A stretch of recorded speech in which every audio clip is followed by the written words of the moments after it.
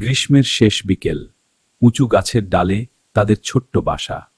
4টি ডিম নিয়ে ভবিষ্যতের স্বপ্ন বুনছে দুই পাখি। হঠাৎ আকাশ কালো হয়ে যায়। প্রচণ্ড ঝড় আর বজ্রপাত কাঁপিয়ে দেয় বন।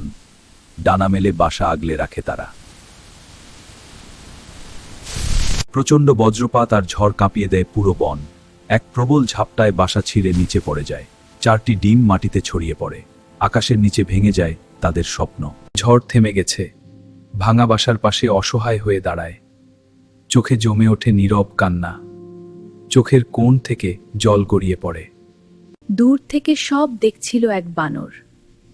নীরবে বুঝতে পারে তাদের ব্যথা।